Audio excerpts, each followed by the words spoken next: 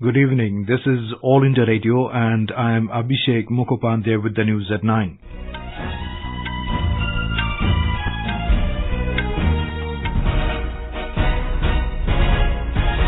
The headlines.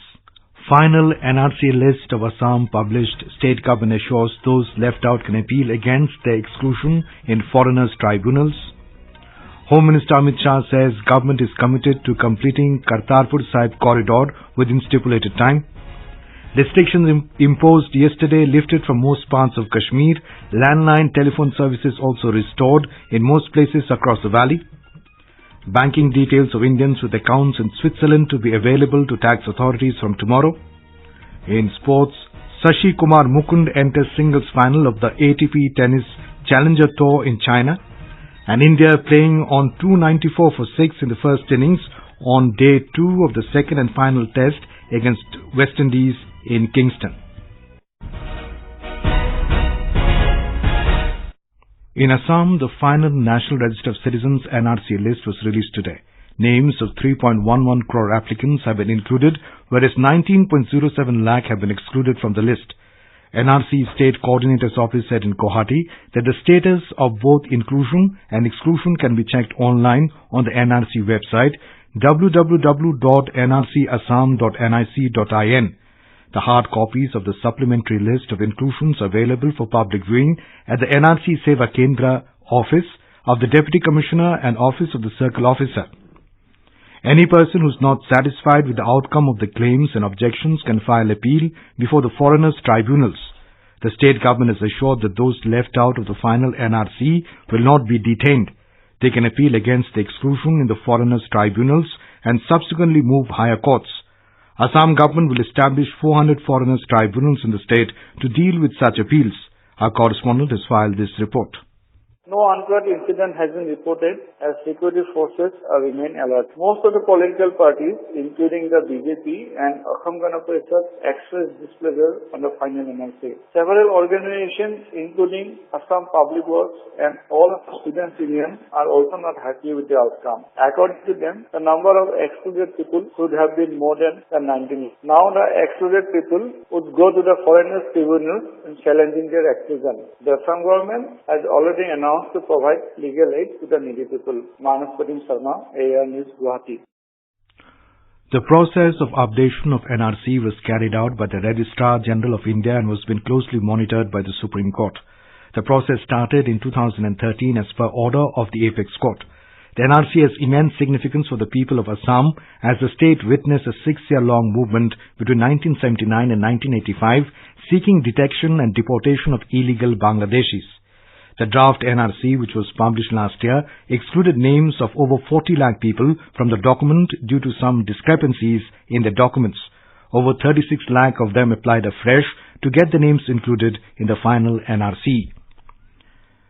Senior BJP leader and Assam Finance Minister Himanta Biswa Sharma has alleged that names of many Indian citizens who migrated from Bangladesh as refugees prior to 1971 have not been included in the NRC because the authorities refused to accept refugee certificates.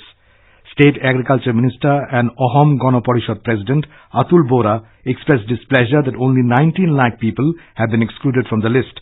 He said it was previously told that there were 40 lakh illegal citizens in Assam. Assam Public Works, the non-governmental organization that filed an original petition in the Supreme Court in this regard, and all Assam Students' Union have expressed displeasure at the final version of NRC. The BJP expressed displeasure at the final version of NRC. Talking to newspersons in Guwahati, State BJP President Ranjit Kumar Das alleged that genuine Indian citizens did not get place in the NRC. He said during the Congress rule it was learned that 40 lakh illegal immigrants were staying in Assam, but only 19 lakh people have been excluded from the list published today. Mr. Das demanded a national-level NRC covering the entire country. President of All India Women's Congress, Shushmita Dev, has accused the BJP of politicizing the issue of illegal foreigners in Assam. Reacting on the release of the final NRC list, she termed the exercise to be financial, emotional and political harassment of people. She said the number of illegal foreigners in the state was always an exaggeration, as merely 5 to 6% of total applicants of NRC failed to appear in the final list, and still many of them have genuine claims. On the other hand, BJP MP from Silchar, Rajdeep Roy, termed the latest list to be adulterated. He said BJP has been demanding an error-free NRC for the larger interest of the common people, but it has not been achieved. Meanwhile, two-time MLA Ator Rahman Mazaharbian claimed that he, along with his two children, had been left out from the final list despite submitting all relevant documents. He alleged that it is an insult to him. Home Minister Amit Shah today said the Modi government is committed to completing the work on the Kartarpur Sahib Corridor within the stipulated time frame.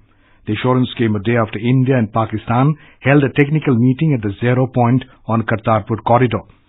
In a tweet, Mr. Shah extended greetings on the occasion of Prakash Purav of Guru Granth Sahib Ji.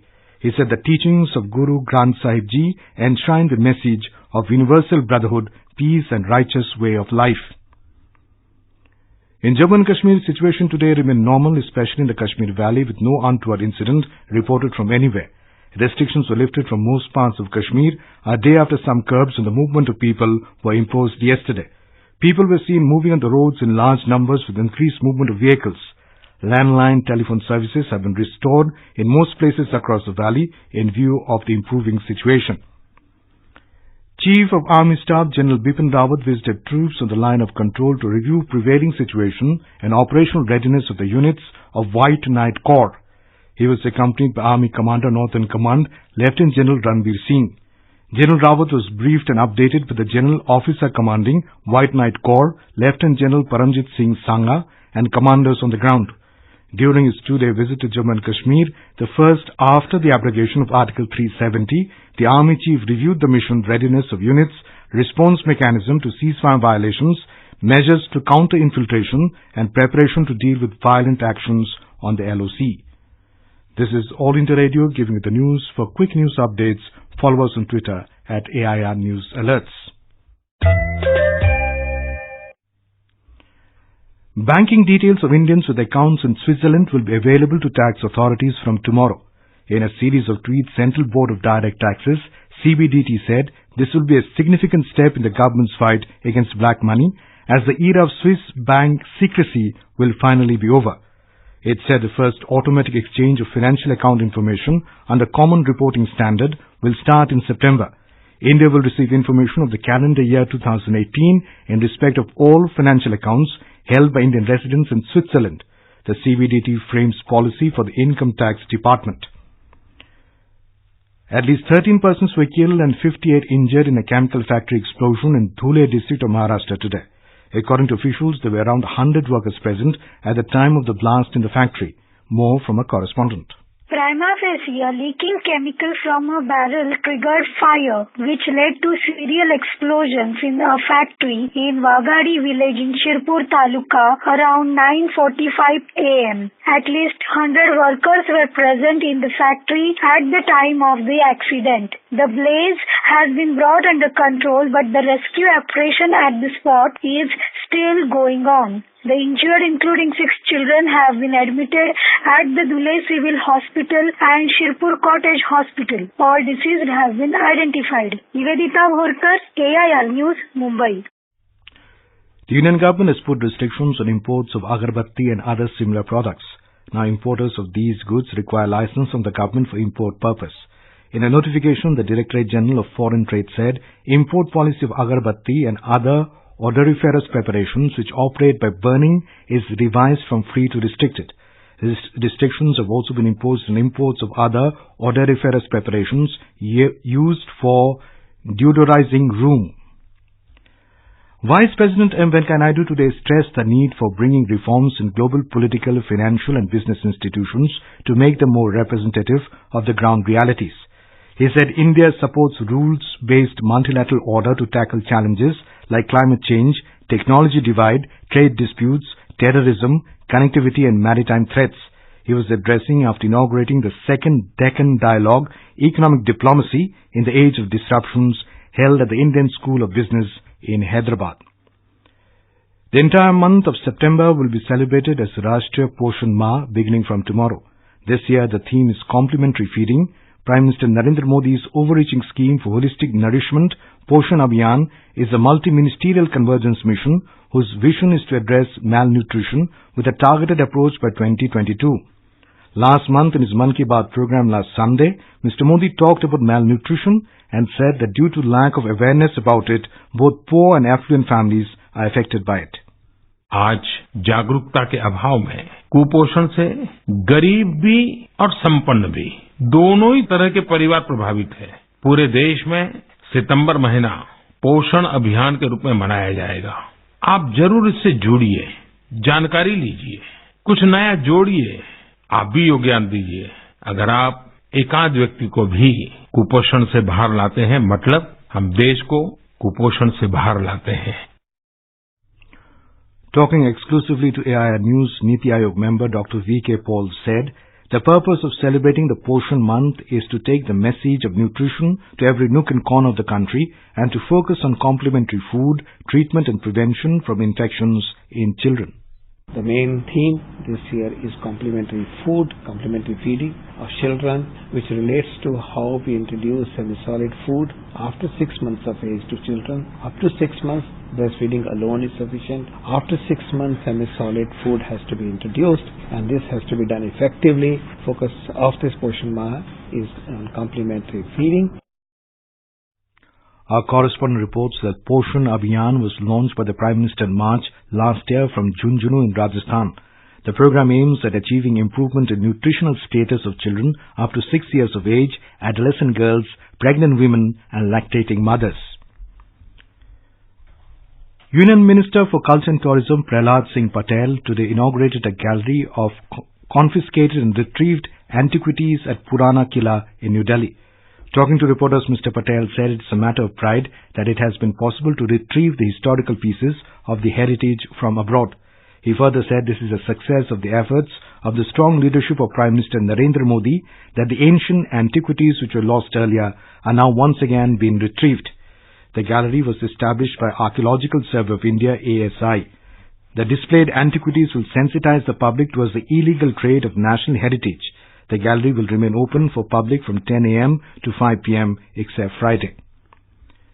In Hong Kong, riot police today fired multiple rounds of tear gas on thousands of demonstrators surrounding the government headquarters, escalating tensions on the city's 13th straight weekend of mass protests. Today, protesters clad in all black wearing helmets, gas masks and body armor converged on the government headquarters after marching across the city in defiance of a police ban, a day after a wave of arrest of prominent pro-democracy activists. Protesters lit fires and attacked the Legislative Council building. Police had banned today's march to mark the anniversary of a decision by Beijing to limit democratic reforms in the semi-autonomous Chinese territory. The protest movement grew out of rallies against a controversial extradition bill now suspended, which would have allowed criminal suspects to be sent to mainland China for trial. Indian tennis player Sasi Kumar Mukund pulled off the biggest result of his career, reaching his maiden singles final on the ATP Challenger Tour in Baotou, China today. He next faces Australian top seed James Duckworth in the final. In cricket, India were 296 for 6 in the first innings on day 2 of the second and final test match against the West Indies when reports last came in. The match has been played at Sabina Park in Kingston, Jamaica. India resumed the innings at the overnight score of 264 for 5. Virat Kohli's fighting 76 and opener Mayank Agarwal's half-century guided India to 264 yesterday. India is leading the test series 1-0. And now, before we end the bulletin, the headlines once again.